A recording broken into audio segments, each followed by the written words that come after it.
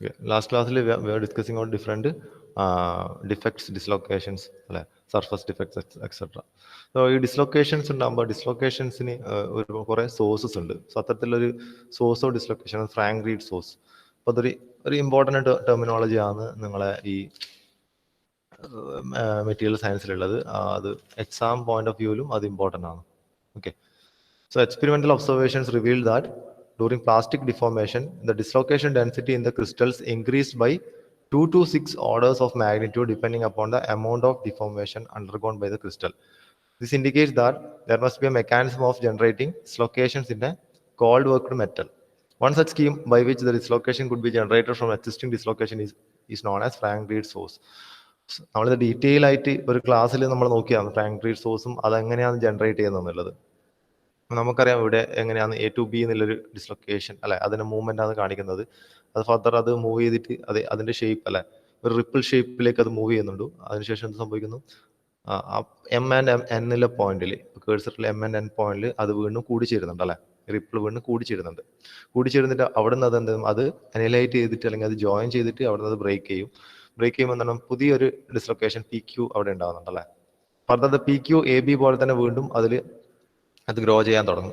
Finally നമുക്ക് കിട്ടുന്നത് ഇതുപോലത്തെ റിപ്പിൾസ് പോലെ, നമ്മളൊരു വാട്ടറിൽ നമ്മളൊരു സ്റ്റോൺ അല്ലെങ്കിൽ ഒരു വെള്ളത്തിൽ ഒരു കല്ലിട്ട് കഴിഞ്ഞാൽ എങ്ങനെ റിപ്പിൾസ് മൂവ് ചെയ്യുന്നത്, സിമിലർ ഫാഷനിൽ അവിടെ നിന്ന് പർട്ടിക്കുലർ ഒരു ഇന്റേണൽ സോഴ്സ് നിന്ന് ഈ ഡിസ്ലൊക്കേഷൻസ് മൂവ്മെന്റ് ഇങ്ങനെ നടക്കും. സോ അതിനെയാണ് നമ്മൾ ഫ്രാങ്ക് റീഡ് സോഴ്സ് എന്ന് പറയുന്നത്. ഓക്കെ. അപ്പോൾ ഇത് ഷോർട്ട് ആൻസർ ടൈപ്പ് ആയിട്ട് ഇമ്പോർട്ടൻറ്റ് ക്വസ്റ്റൻ ആണ്.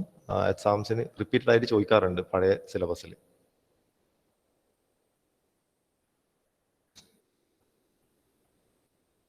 The next one is the movement of dislocations. Actually, dislocations movement കുറേ ടൈപ്സ് ഉണ്ട്. ഇപ്പോൾ സെയിം പ്ലെയിനിൽ അത് മൂവ് ചെയ്യാം, അതിന് ക്രോസ് ചെയ്ത് അടുത്ത പ്ലെയിനിലേക്ക് മൂവ് ചെയ്യാം, അതിന് ജമ്പ് ചെയ്തിട്ട് അതിൻ്റെ ടോപ്പ് ഓർ ബോട്ടം പ്ലെയിനിലേക്ക് മൂവ് ചെയ്യാം. So there are different movements of the dislocations. So there are 3 types of movements of dislocations. First one is slip or glide. Slip or glide അത് നമ്മൾ സാധാരണ പറയുന്നത് സെയിം പ്ലെയിനിൽ നിന്ന് ഷിഫ്റ്റ് ആയി പോകുന്നത് അല്ലേ. Second one is cross slip, and third one is dislocation climb. First one is slip or glide. The basic mode of dislocation movement is by way of slip or glide along the slip plane. A pure edge dislocation can slip or glide in a direction perpendicular to its length. So അറിയാം slip or എങ്ങനെയാണ് slip ഉണ്ടാകുന്നത് നമുക്കറിയാം. Slip ഉണ്ടാകുന്ന mechanisms നമ്മൾ പഠിച്ചതാണ്. So during slip atomic bonds at one point are broken and re-established at another point. The presence of dislocation makes the above process easier than in a perfect crystal. Thus, it can be said that in real crystals or in real metals, plastic deformation is affected by the movement of dislocations. നമുക്കറിയാം മെറ്റൽസിന്, metallic മെറ്റീരിയൽസിന്റെ കേസിൽ plastic deformation means predominantly it is due to slip. It can be also due to twinning, but predominantly it is due to slip. So edge dislocations move perpendicular to the dislocation line but parallel to the Berger vector, already discussed. Also, screw dislocations will move perpendicular to both the dislocation line and the Berger vector. So അവിടെ dislocation ലൈനും Berger vectorഉം parallel ആയിരിക്കും. So ഇതാണ് ഇതിന്റെ figure, slip കാണിക്കുന്നത്. So A B E F എന്നുള്ള plane with respect to C D അത് സ്ലിപ്പായി പോകുന്നുണ്ട് അല്ലെ. സി നോക്കിയാൽ ആറ്റം ഇത് അലൈൻ ചെയ്തിരിക്കുന്നത് എഫ് ആയിട്ടാണ് അല്ലെ. ഓക്കെ. ഇ എന്നുള്ളൊരു സി എന്ന ഫിഗറിൽ ഫിഗറിലെത്തുമ്പോൾ നമുക്കത് എന്താണ്, അത് സ്ലിപ്പ് ചെയ്തായിട്ട് നമുക്ക് കാണാം അല്ലെ. Due to a shear there is a slip between with respect to the dotted plane. അപ്പോൾ ആ ഡോട്ടഡ് പ്ലെയിൻ ആണ് അവിടുത്തെ slip plane. With respect to ആ പ്ലെയിൻ ആണ് മുകളിലും താഴെയുള്ള ഈ ക്രിസ്റ്റൽസ് ഡിസ്പ്ലേസ് മീൻസ് മൂവ് ചെയ്യുന്നത്. Second one is cross slip. So when a cross slip എന്ന് പറഞ്ഞാൽ ക്രോസ് ചെയ്തിട്ടുള്ളൊരു പ്ലെയിനിലേക്ക് കൂടി ഡിസ്ലൊക്കേഷൻ മൂവ് ചെയ്യും. So initially it will be moving in a particular plain.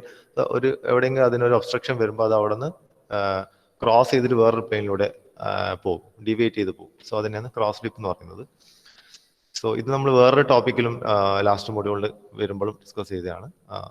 ഈ സെക്കൻഡ് മോഡ്യൂളിലും ഇത് ഡിസ്കസ് ചെയ്തിട്ടുണ്ട്. When A screw dislocation moving along a slip plane encounters an obstacle, it is blocked and from further movement along the plane.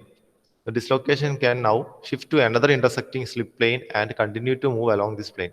This is called cross slip.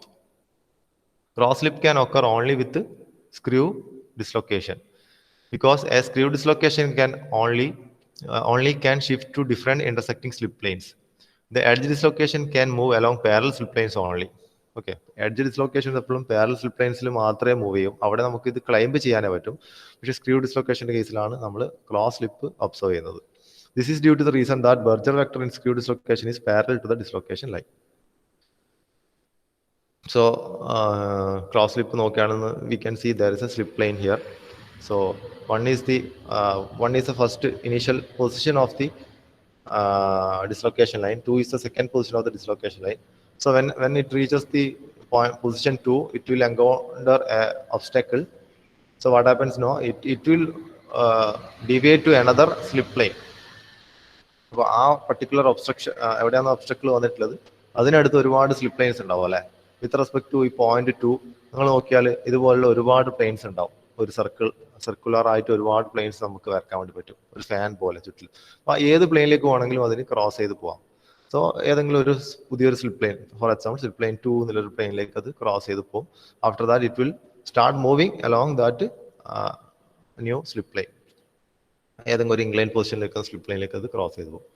So movement of a screw dislocation from one slip plane to a non parallel slip.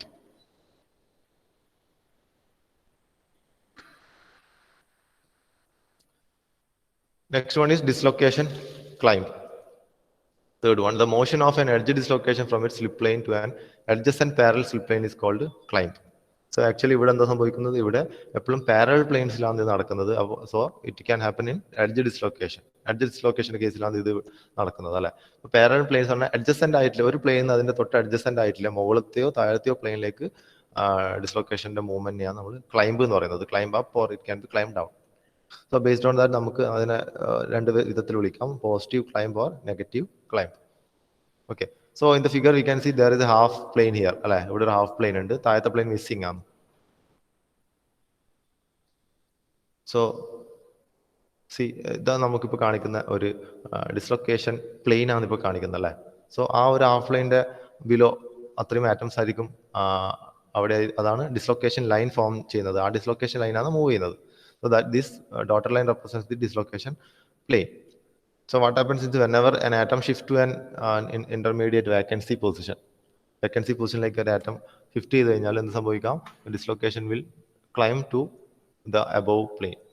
അപ്പോൾ അതിനെയാണ് dislocation climb എന്ന് പറയുന്നത്. So here it is positive climb, കാരണം മുകളിലേക്ക് climb ചെയ്ത് പോകുമ്പോൾ അതിനെ നമ്മൾ പോസിറ്റീവ് ക്ലൈംബ് എന്ന് പറയും. Okay, that is if the slip plane shifts up in a positive edge dislocation, it is called a positive climb. അപ്പോൾ എപ്പോഴും പോസിറ്റീവ് എഡ്ജ് ഡിസ്ലൊക്കേഷൻ നമ്മൾ എങ്ങനെയാണ് കാണിക്കുന്നത്, ഇൻവേർട്ടഡ് ടി വെച്ചിട്ടാണ് കാണിക്കുന്നത്. ഓക്കെ, നേരെ മറിച്ച് നെഗറ്റീവ് എഡ്ജ് ഡിസ്ലൊക്കേഷൻ ആകുമ്പോൾ നമ്മൾ അതിനെ ടി എന്ന നോട്ടേഷൻ വെച്ചിട്ട് കാണിക്കുന്നത്. ഇപ്പോൾ ഫിഗറിൽ കാണുന്നത് ഇൻവേർട്ടഡ് ടി ആണ്. It represents A positive edge dislocation.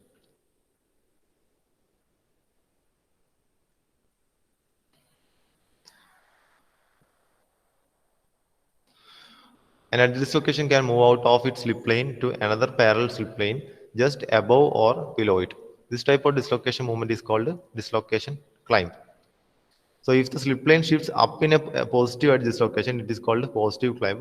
Similarly, നമുക്ക് താഴേക്ക് ഷിഫ്റ്റ് ചെയ്യാം. ബിക്കോസ് ഏതെങ്കിലും ഒരു വാക്കൻസി പൊസിഷനിൽ ഒരു ആറ്റം വന്നിട്ട് നമ്മളെ ഈ പുതിയ പ്ലെയിനിന്റെ അടുത്ത് വന്ന് കിടക്കുകയാണെങ്കിൽ, ഇപ്പോൾ ഓൾറെഡി ഇവിടെയാണ് പ്ലെയിൻ, ഏതെങ്കിലും ഒരു സൈറ്റിലെ ആറ്റം വന്നിട്ട് ഈ പ്ലെയിനിന്റെ ഇപ്പോൾ ഓൾറെഡി ഉള്ള ഈ ഹാഫ് പ്ലെയിനിന്റെ താഴെ വന്ന് നിൽക്കുകയാണെങ്കിൽ നമുക്ക് അവിടെ ആ ഡിസ്ലൊക്കേഷൻ പ്ലെയിൻ എന്ത് സംഭവിക്കും, താഴേക്കായിരിക്കും അത് ക്ലൈംബ് ചെയ്ത് പോവുക. For a negative edge dislocation, the upward shift of the slip plane is a negative climb represented by T. The positive climb occurs by diffusion of vacancies, okay, to the site of dislocations. Diffusion of vacancies to the site of dislocation. A row of atoms from the complete plane of atom are absorbed by a nearby vacancies, thereby reducing the size of the incomplete plane of atoms and hence shifting the slip plane. നമുക്കറിയാം, നമുക്ക് അവിടെ നമ്മൾ കാണുമ്പോൾ ഒരു പ്ലെയിനിലെ atoms മാത്രം shift ചെയ്ത പോലെയാണ് കാണുന്നത് അല്ലെ, ഒരു വാക്കൻസി പൊസിഷനിലേക്ക്. So it is happening due to diffusion. Actually എന്താ സംഭവിക്കും, ഈ പ്ലെയിനിന്റെ പുറകിലായിട്ട് ഒരുപാട് പ്ലെയിൻസ് ഉണ്ടാവും. അപ്പോൾ അതിന് പുറകിലെ എല്ലാ ആറ്റംസും ഒരുപോലെ ഡിസ്പ്ലേസ് ചെയ്യുന്നുണ്ട്. അപ്പോൾ ഒരു പർട്ടിക്കുലർ ഒരു ലെങ്ത് വരെ ഉണ്ടാവും. അത് ഒന്നെങ്കിൽ 2-3 പ്ലെയിൻസിന്റെ ആറ്റംസ് ആയിരിക്കും മൂവ് ചെയ്യുന്നത്. ചിലപ്പോൾ ഒരു 10-15 ഉണ്ടാവും. അത്രയും അറ്റോമിക് ഡിസ്റ്റൻസ്, ഒരു particular atomic distance അതിനുണ്ടാവും.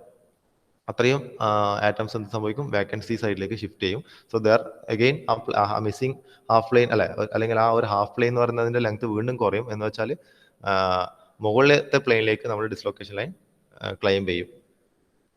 In negative climb, some nearby atoms from normal atomic sites moves to dislocation site and form an additional row of atoms to the incomplete plane of the atoms. അപ്പോൾ നേരത്തെ പറഞ്ഞതിന് നേരെ opposite ആണ് ഇവിടെ നടക്കുന്നത്. Already ഉള്ള ഏതെങ്കിലും ഒരു സൈറ്റിൽ നിന്ന് ഒരു റോ ഓഫ് ആറ്റംസ് വന്ന് ഈ ഇൻകംപ്ലീറ്റ് പ്ലെയിനിൽ താഴെ വന്ന് നിൽക്കും.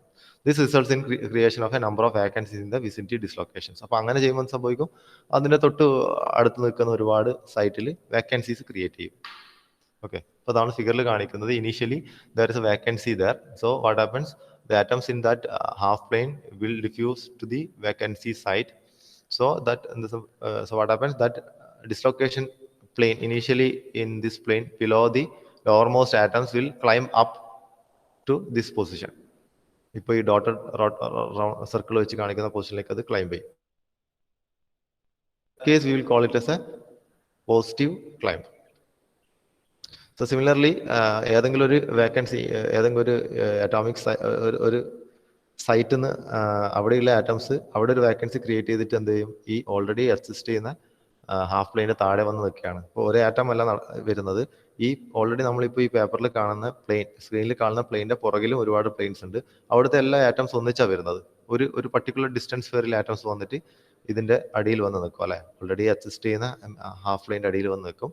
So it will, the image will look like this അല്ലേ, ഈ താഴെ കാണുന്ന ഇപ്പോൾ കേഴ്സർ കാണുന്ന അതുപോലെ ആയിരിക്കും ഉണ്ടാവുക. That means actually it is climbing downwards. The dislocation line is climbing downwards. So in that case, it is called as negative climb. Then next one, there's another term in the syllabus which is called forest of dislocations. And then forest of dislocation, ഒരു group of ഡിസ്ലൊക്കേഷനെ വിളിക്കുന്ന ഒരു term, ഒരു പ്രയോഗമാണ് അത്, forest of dislocation. ഒരുപക്ഷെ നിങ്ങൾക്ക് 1-2 മാർക്കിന് അത് ചോദിക്കാം. The dislocation moving one behind the other along an active slip plane are called a forest of dislocation. When a dislocation forest intersects with other dislocations, jogs are formed which restrict further movement of the dislocation. So jogs and kinks എന്ന് പറഞ്ഞ terms ഉണ്ട്, നിങ്ങൾക്കത് വരുന്നതല്ല നിങ്ങളുടെ സിലബസിൽ. So there will be, അപ്പോൾ forest of dislocation എന്ന് പറയുന്ന കാരണം നമുക്കറിയാം ഫോറസ്റ്റിലെ ട്രീസ് അറേഞ്ച് ചെയ്ത രീതിയിലായിരിക്കും ഒരുപാട് ഡിസ്ലൊക്കേഷൻസ് ഉണ്ടാവും, മൂവ്മെന്റ്. അപ്പോൾ നമുക്കത് ഒരുപാട് ട്രീസ് അറേഞ്ച് ചെയ്ത പോലെയാണ് തോന്നുക. സോ അതുകൊണ്ടാണ് ഇതുപോലത്തെ ഒരു പേര് വന്നത്, ഫോറസ്റ്റ് ഓഫ് ഡിസ്ലൊക്കേഷൻ എന്നല്ലേ.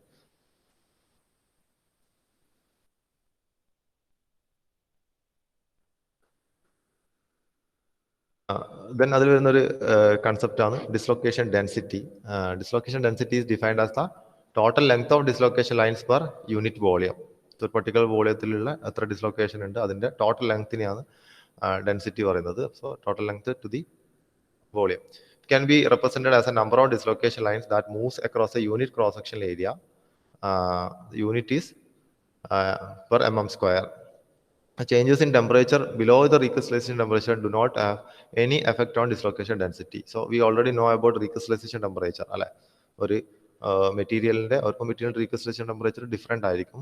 So below recrystallization temperature destruction ഡെൻസിറ്റിയിൽ എഫക്റ്റ് ഇല്ല, പക്ഷെ above it is going to change. Okay, but cold working and annealing directly affect dislocation densities of metallic materials. A completely annealed material containing dislocations of about 10⁴ to 10⁶ per mm square, while a cold worked one will have a density of 10⁸ to 10⁻10 per mm square. Okay, already അതിൻ്റെ recrystallisation ടെമ്പറേച്ചറിന് മുകളിലേക്ക് മാത്രമേ dislocation density മാറുന്നുള്ളൂ, അതിന് below effect ഒന്നും ഇല്ല. But in the case of cold working and annealing, നമുക്കറിയാം cold working and annealing എങ്ങനെയാണ് ചെയ്യുന്നത്. Cold working and annealing process ചെയ്യുമ്പോൾ ഓൾറെഡി എക്സിസ്റ്റിംഗ് ഡിസ്ലോക്കേഷൻ ഡെൻസിറ്റി പറയുന്നത് 10⁴ to 10⁶ per mm square റേഞ്ചിലാണെങ്കിൽ after cold working it will be of the range 10⁸ to 10⁻10 per mm square റേഞ്ചിലേക്ക് കൂടും. Almost double എന്ന രീതിയിലേക്ക് അത് മാറും. So correlation of dislocation density with the strength and nano concept. Another very short answer type ആയിട്ട് ചോദിക്കാം. The relation of this dislocation density with the strength. Theoretically, the strength of material with no dislocations will be extremely high.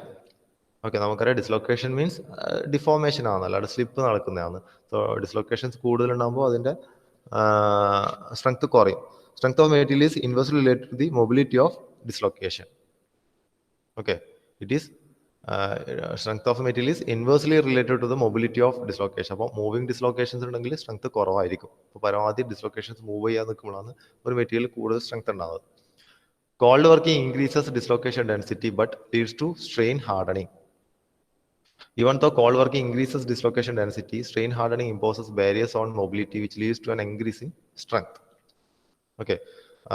അപ്പോൾ അതിലൊരു മാറ്റം നോക്കിയാൽ cold working എന്ത് സംഭവിക്കും? Dislocation density കൂട്ടും. നമ്മൾ നോക്കിയതാണ് ഓൾറെഡി അല്ലേ. ഈവൻ റിക്വസിഷൻ ടെമ്പറേച്ചർ താഴെയും കോൾഡ് വർക്ക് ചെയ്യുകയാണെങ്കിൽ അത് ഡിസ്ലൊക്കേഷൻ ഡെൻസിറ്റി അതിൻ്റെ ഇരട്ടിയാക്കും ഓൾമോസ്റ്റ്. ബട്ട് എന്താണ് കോൾഡ് വർക്ക് ചെയ്യുമ്പോൾ എന്ത് സംഭവിക്കുന്നത്? അവിടെ the material is going to strain harden. Okay.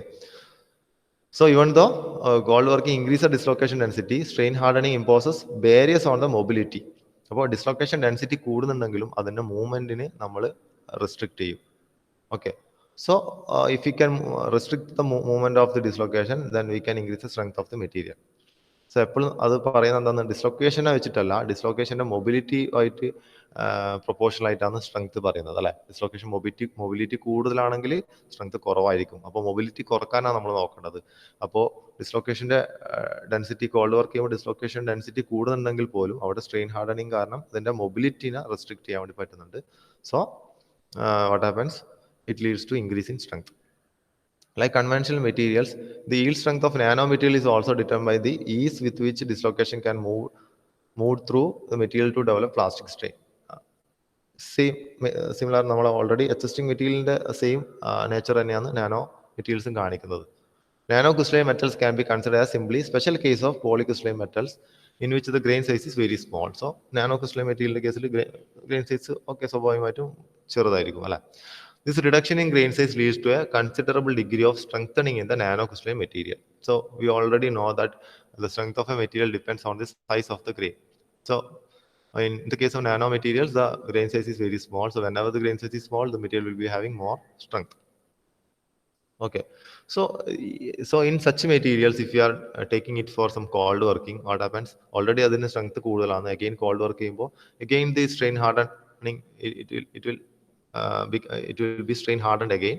So അത് കൂടുതൽ സ്ട്രോങ് ആയി മാറും. Okay. All of the strengthening mechanisms that are active in conventional grain size materials are also active in nanocrystalline materials.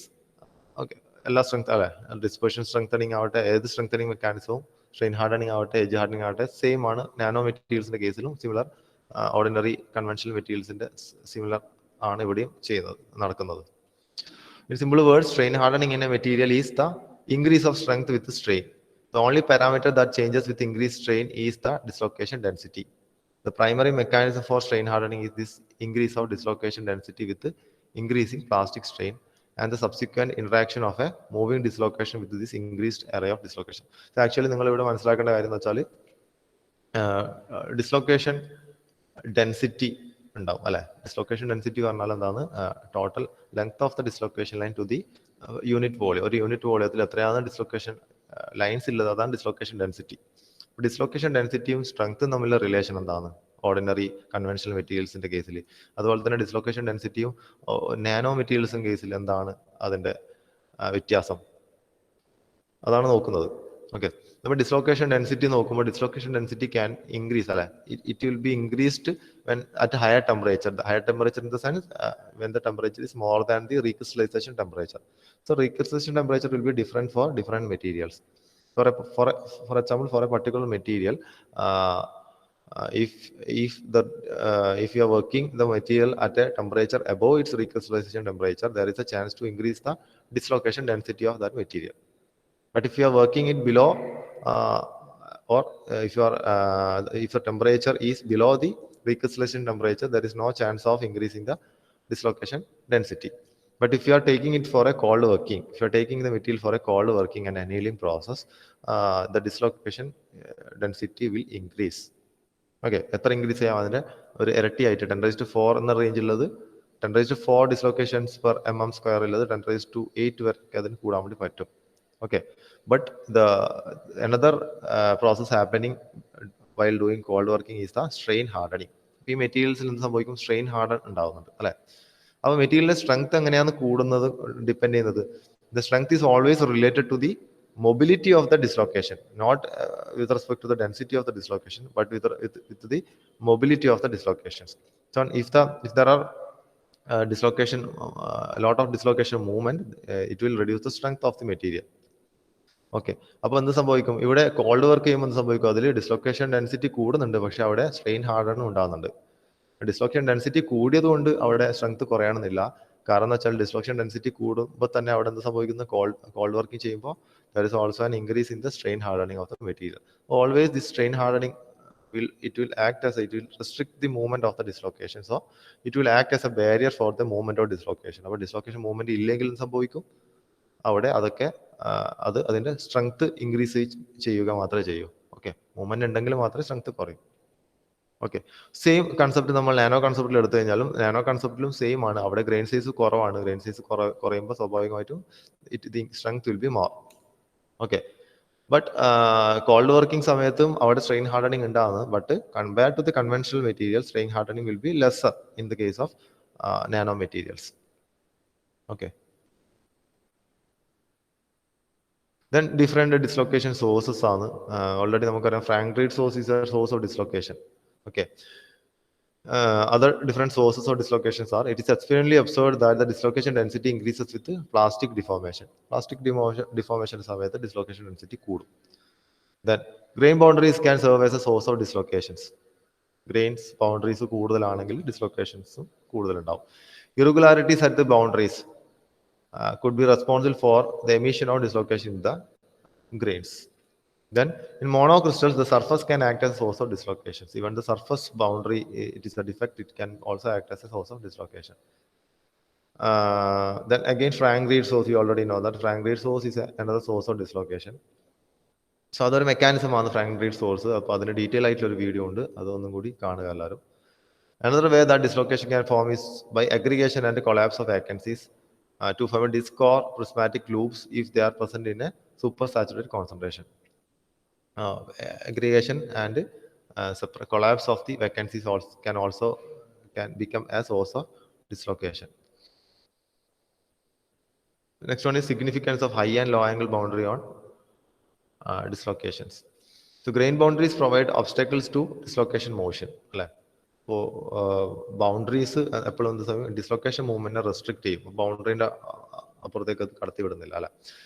As the orientation of the crystals on either side of a grain boundary is different and random, a dislocation moving on a common slip plane in one crystal can rarely move into a similar slip plane in the adjacent crystal.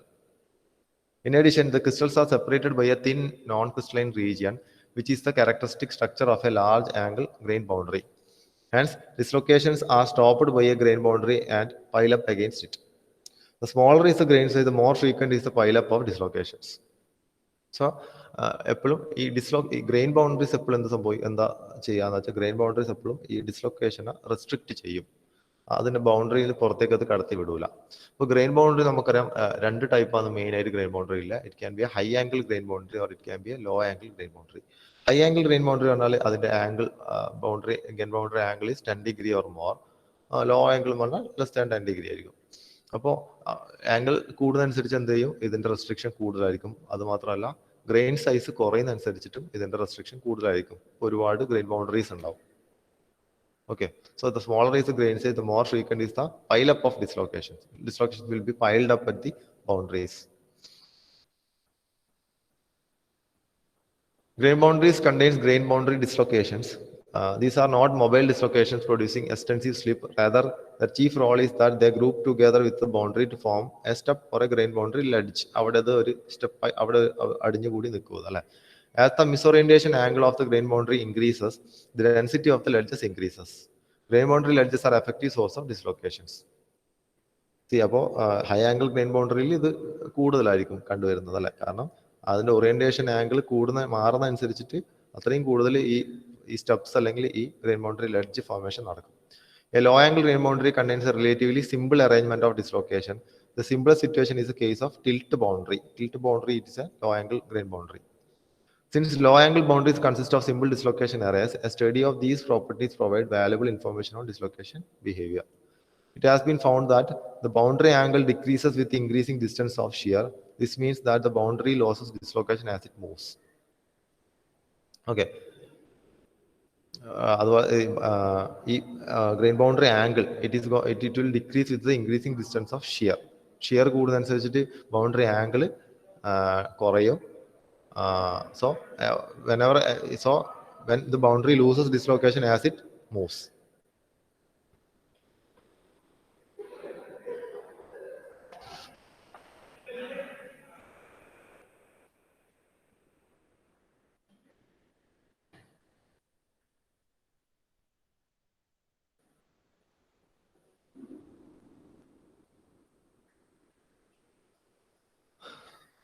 So module 2 തന്നെ second പാർട്ടാണ്, നമ്മളൊരു different സ്ലൈഡിലാണ് അത് ചെയ്തത്.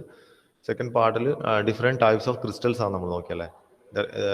അതായത് single ക്രിസ്റ്റൽസിൻ്റെ structure എങ്ങനെയാണ്, poly crystals ഉണ്ട്, amorphous ഉണ്ട്. അമോർഫസിൽ ഒരു പർട്ടിക്കുലർ ഫാഷൻ അറേഞ്ച്മെൻ്റ് ഒന്നും ഉണ്ടാവില്ല.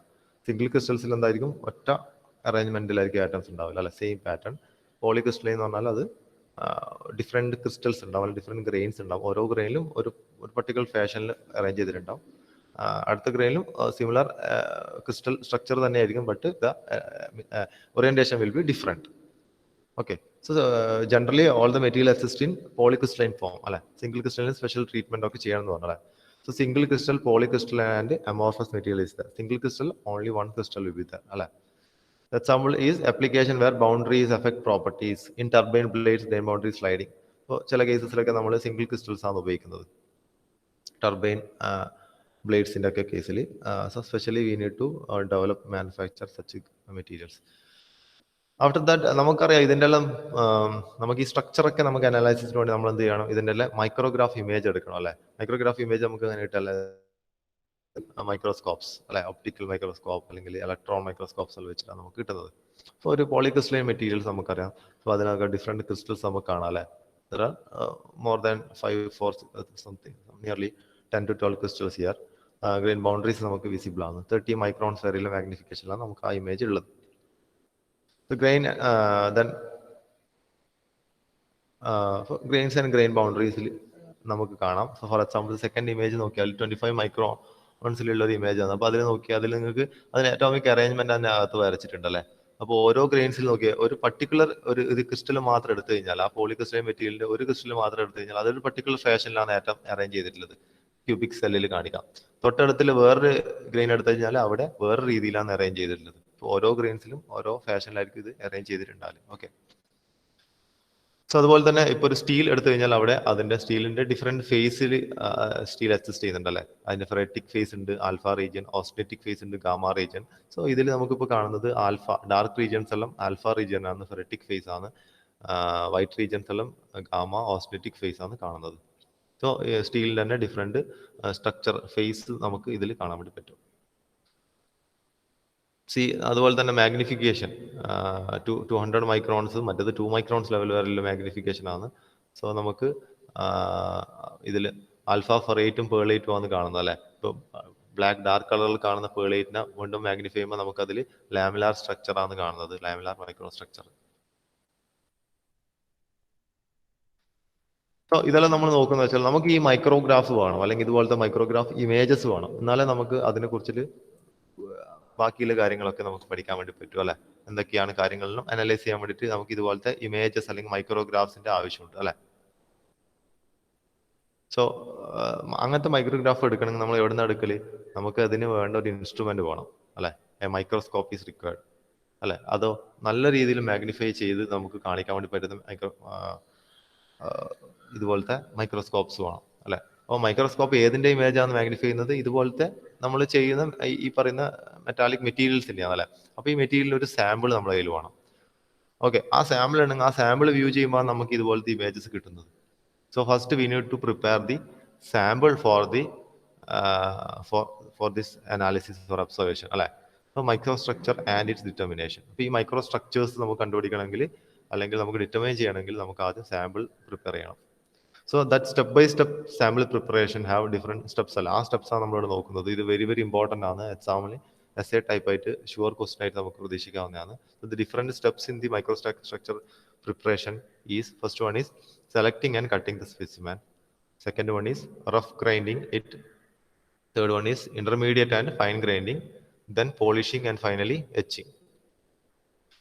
First one is selecting and cutting the specimen. So നമുക്കറിയാം, ആദ്യം നമുക്കൊരു സ്പെസിമെൻ ഉണ്ടാവും. നമുക്കറിയാം ഒരു പർട്ടിക്കുലർ മെറ്റീരിയൽ ആണ് നമ്മുടെ അടുത്തിൽ, ഒരു അലോയ് ആണ് നമ്മുടെ അടുത്തില്ലെങ്കിൽ, അല്ലെങ്കിൽ ഒരു പ്യുവർ മെറ്റൽ ആണ് നമ്മുടെ അടുത്തില്ലെങ്കിൽ, ത്രൂ ഔട്ട് അതിന്റെ സ്ട്രക്ചർ സെയിം ആയിരിക്കും. ഒന്നെങ്കിൽ അതിന് ഒരു FCC ക്രിസ്റ്റൽ സ്ട്രക്ചർ ആയിരിക്കും ഉണ്ടാവില്ല, അല്ലെങ്കിൽ HCP ക്രിസ്റ്റൽ സ്ട്രക്ചർ ആയിരിക്കും ഉണ്ടാവില്ല, അല്ലെങ്കിൽ BCC ആയിരിക്കും, അല്ലെങ്കിൽ വേറെ എന്തെങ്കിലും ക്രിസ്റ്റൽ സ്ട്രക്ചർ ഉണ്ടാവും അല്ലെ. സോ ഏതൊരു പോർഷൻ നമ്മൾ അതിൽ നിന്ന് എടുത്തു കഴിഞ്ഞാലും അത് അതിന് എൻ്റയർ ക്രിസ്റ്റൽ കാണിക്കുന്ന സെയിം ക്രിസ്റ്റൽ സ്ട്രക്ചർ ആയിരിക്കും. First what we have to do, we have to select the specimen and we have to cut the specimen. The specimen selected for study must be a true representative of the material being studied. അപ്പോൾ നമുക്ക് ഏതെങ്കിലും defective portions എന്നല്ല നമ്മൾ specimen cut ചെയ്തെടുക്കണം. നമുക്ക് അതിൻ്റെ main ആയിട്ടുള്ള ഒരു പോർഷൻസ് ഒരു ചെറിയ പാർട്ട് എടുക്കണം അല്ലെ നമ്മൾ സ്പെസിമെൻ ആയിട്ട്. It must be ensured that the specimen is not heated up while cutting. So without heating we need to take the specimen. കാരണം എന്താ വെച്ചാൽ ഹീറ്റ് ചെയ്യുമ്പോൾ അവിടുത്തെ സ്ട്രക്ചറുകൾ മാറാനുള്ള ചാൻസ് ഉണ്ട്. The specimen size is approximately 10 to 15 mm diameter or square shape. 10 to 15 mm diameter അല്ലെങ്കിൽ ആ ഒരു സ്ക്വയർ ഷേപ്പിൽ സ്പെസിമെനാണ് നമ്മൾ കട്ട് ചെയ്തെടുക്കുന്നത്. Then the second is that we need to grind the specimen. The first step in grinding is to make the surface absolutely flat. So we need a flat surface while observing under a microscope. So in order to make it suitable for viewing at a higher magnification through microscope. So first step is to make the surface absolutely flat. We need to take it for rough grinding. So what we will do, we will use a file or a rotating grinding wheel or a motor driven emery belt. നമുക്കറിയാം നമ്മൾ ഈ blades ഒക്കെ നമ്മൾ മൂർച്ച കൂട്ടാൻ വേണ്ടിയിട്ട് emery belts use ചെയ്യാറുണ്ട്. So these are the different techniques that we will adopt for rough grinding. The file is kept stationary and the specimen is rubbed against it. Usually filing നമ്മൾ ചെയ്തതാണല്ലോ, first year നിങ്ങളൊക്കെ ചെയ്തതാണ്. So we will fix the workpiece or the material using a fixture. After that, we will file by using the flat file. So file ആണ് നമ്മൾ to and fro move ചെയ്യുന്നത്. But here in this case, we will keep the file stationary and the specimen is rubbed against it. Specimen നമ്മൾ rub ചെയ്യുന്നത്. So care must be taken to ensure not to get the specimen heated up. Specimen heat ചെയ്യപ്പെടാണ്ട് ശ്രദ്ധിക്കേണ്ടതുണ്ട്. Next, the specimen and the hands of the operator should be washed to remove the coarse fillings and abrasive particles. നമുക്കറിയാം file ചെയ്ത് കഴിഞ്ഞാൽ നമ്മളതിനെ rubber brush വെച്ച് നമ്മളതിനെ തുടച്ച് നീക്കുമ്പോൾ നമുക്കറിയാം അതിൻ്റെ ഇടയിലൊക്കെ ഒരുപാട് മൈന്യൂട്ട് ആയിട്ടുള്ള പീസസ് അതിൻ്റെ ഇടയിൽ തങ്ങി നിൽക്കുന്നു അല്ലെ. So what we need to clean the specimen, also we need to clean the hands of the operator also. Then second is that first നമ്മൾ റഫ് ഗ്രൈൻഡിങ് ആണ് ചെയ്തത്. After that we will take it for intermediate and fine grinding. So remaining നമ്മൾ വരുന്ന ക്ലാസ്സുകളിൽ നോക്കാം. ഞാൻ attendance പറയാം.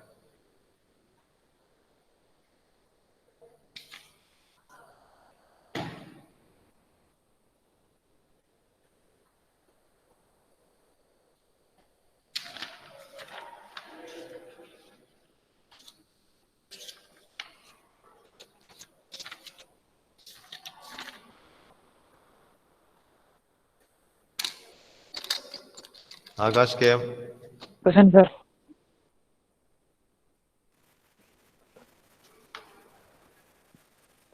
അഖിലം. Present sir. Amit K. Present sir. Anirudh. Present sir. Karthik. Present sir. Muhammad Ladin. Present sir. Muhammad Ladin. Present sir. Muhammad Shahzad. Muhammad Shahzad. Muktasim. Present sir. Muhammad Asaf. Present sir. Muhammad Fardeen. Present sir. Muhammad Fateh. Present sir. Muhammad സമ.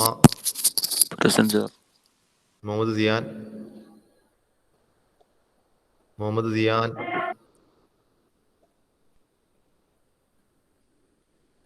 നിഷാഗ് K. Nishag. Present sir. Nived Kumar. Present sir. Pratyush. പ്രത്യുഷിന് കുറെ നാളായിട്ട് കാണുന്നില്ലല്ലോ. പ്രത്യുഷ്. കുറച്ച് ദിവസമായിട്ട് കാണുന്നില്ലല്ലോ.